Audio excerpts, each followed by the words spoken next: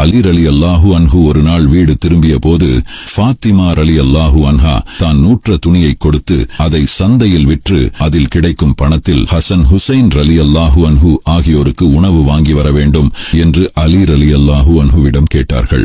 அலி ரலியல்லாஹு அன்ஹு அந்த துணியை சந்தைக்கு எடுத்துச் சென்று 6 தீனார்களுக்கு விற்றார்கள். அந்த பணத்தில் ஏதாவது வாங்க நினைக்கும் போது ஒரு யாசகர், மன் தல்லதி யுக்ரிதுல்லாஹ கர்தன் ஹசன, அல்லாஹ்விற்கு அழகிய கடனை தருபவர் யார் என்ற குர்ஆன் வசனத்தை ஓதி சூசகமாக யாசகம் கேட்டார். அலி ரலியல்லாஹு அன்ஹு தன்னிடம் இருந்த அத்தனை பணத்தையும் அவருக்கு கொடுத்தார்கள். சிறிது நேரத்தில் ஒரு காட்டு அரபி ஒரு பெரிய ஒட்டகத்துடன் வந்து, அலியே, இந்த ஒட்டகத்தை வாங்குறீர்களா என்று கேட்க, அலி ரலியல்லாஹு அன்ஹு தன்னிடம் பணம் இல்லை என்று கூற, அந்த காட்டு அரபி கடன் கொடுக்கிறேன் என்று கூறி ஒட்டகத்தின் கயிறை அலி ரலியல்லாஹு அன்ஹு கையில் கொடுத்துவிட்டு சென்றார். சிறிது நேரத்தில் வேறு ஒரு அரபி வந்து, அலியே, ஒட்டகத்தை விற்கிறீர்களா என்று கேட்க, அலி ரலியல்லாஹு அன்ஹு விற்கிறேன் என்றார்கள். அந்த அரபி 300 தினார்கள் தருகிறேன் என்று கூறி பணத்தை அலி ரலியல்லாஹு அன்ஹு கையில் கொடுத்துவிட்டு ஒட்டகத்தை எடுத்துச் சென்றார். பின்னர் அலி ரலியல்லாஹு அன்ஹு முதலில் வந்த அரபியை தேடினார். ஆனால் அவரை காணவில்லை. பிறகு வீடு திரும்பிய அலி ரலியல்லாஹு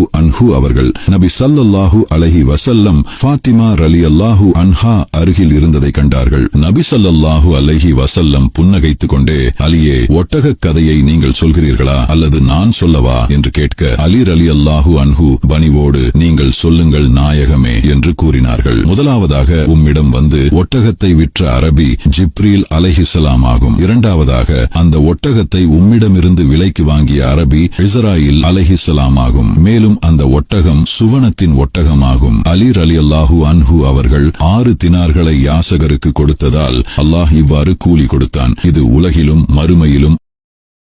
Download ShareChat.